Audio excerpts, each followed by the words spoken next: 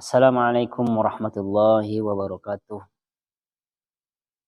Alhamdulillahirabbil alamin wassalatu wassalamu ala asrafil anbiya'i wal mursalin wa ala alihi wa sahbihi ajma'in.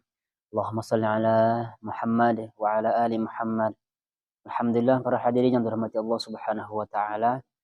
Kita bersyukur kepada Allah atas limpahan karunia yang diberikan kepada kita sehingga kita dapat melanjutkan kajian kita pada kitab Bulughul Maram, di mana insyaallah kali ini kita akan membahas bab tentang sutroh sholat. Ya. Hadirin yang dirahmati Allah Subhanahu wa taala, kita lanjutkan saja pada hadis yang pertama dari Abu Juhaim bin Al-Harith radhiyallahu anhu. Dia bertutur, Rasulullah sallallahu alaihi wasallam bersabda, seandainya orang yang melintas di hadapan orang yang sedang sholat mengetahui betapa besar dosanya, niscaya berdiri menunggu selama 40 lebih baik untuknya daripada melintas di depan orang yang sedang sholat. Hadis ini diriwayatkan oleh Bukhari dan Muslim. Masya Allah, ini luar biasa ya. Ternyata kalau kita mengetahui bagaimana dosanya ketika kita melintas di depan orang yang sholat, maka berdiri selama 40 tahun lebih itu lebih baik daripada kita melintasi orang yang sedang sholat.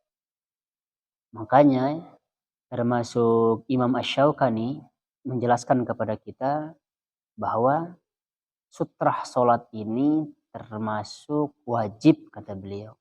Ya. Kita lanjut hadis yang kedua dari Aisyah radhiyallahu anha. Dia mengutarakan, ketika perang Tabuk, Nabi Shallallahu alaihi wasallam ditanya mengenai sutrah orang yang sholat. Beliau menjawab, setinggi pelana hewan tunggangan unta. Ya. Setinggi pelana hewan tunggangan. Maksudnya unta itu. Hadis ini sahih diriwayatkan oleh Muslim. Kita baca intisari hadis ini. Yang pertama, kita disyariatkannya meletakkan sutrah ya bagi orang yang sholat.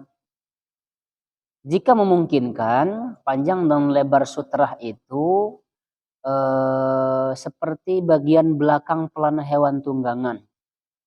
Karena itulah bentuk yang sempurna itu ya. Yang ketiga, sholat dengan meletakkan sutrah disyariatkan baik sewaktu safar maupun mukim. Juga tatkala seorang sholat di daerah terbuka maupun di dalam ruangan. Tapi buat makmum ya, kalau kita sholat berjamaah, yang jadi sutrah kita itu cukup imam saja. Sutrahnya imam itu juga termasuk sutrahnya kita. Jadi kita tidak perlu ya menancapkan sesuatu di depan ketika kita sholat. Tidak perlu. Karena sutrah itu bisa berupa dinding, bisa berupa tongkat, dan yang lainnya. Supaya orang itu tidak bebas melintas ketika kita sedang sholat. Kita lanjut. Dari Abu Dzar Al-Ghifari radhiyallahu anhu, dia berkata, Rasulullah shallallahu alaihi wasallam bersabda, apabila seorang muslim tidak menggunakan sutrah seperti pelana unta dalam sholatnya, maka sholatnya akan terputus jika lewat di hadapannya seorang wanita, seekor keledai, juga anjing hitam. Dalam hadis lain disebutkan anjing hitam itu adalah setan. Dalam riwayat Abu Dawud dan Nasa'i dari Ibnu Abbas radhiyallahu anhuma, seperti hadis Abu Dzar tadi, hanya saja tanpa menyebutkan bagian yang terakhir serta lafaz wanita ya, dengan lafaz wanita yang haid, wanita yang sudah balik. Adapun hikmah pensyariatan sutrah bagi orang yang hendak atau sedang mengerjakan sholat adalah untuk membatasi antara dirinya dan apa saja yang mungkin lalu lalang di hadapannya. Hadis-hadis tersebut di atas menjelaskan 3 perkara yang dapat membatalkan sholat apabila lewat di hadapan orang yang sholat tanpa sutrah. Ini penting sekali ya bagi kita. Yang pertama wanita dewasa, yang kedua anjing hitam, yang ketiga keledai. Perlu diketahui bahwa ini adalah pendapat yang dipilih oleh Imam Ahmad serta Syekhul Islam Ibnu Taimiyah. Jadi ketika ada wanita dewasa, anjing hitam atau keledai yang lewat, sedangkan kita tidak memakai sutra, maka sholat kita itu batal.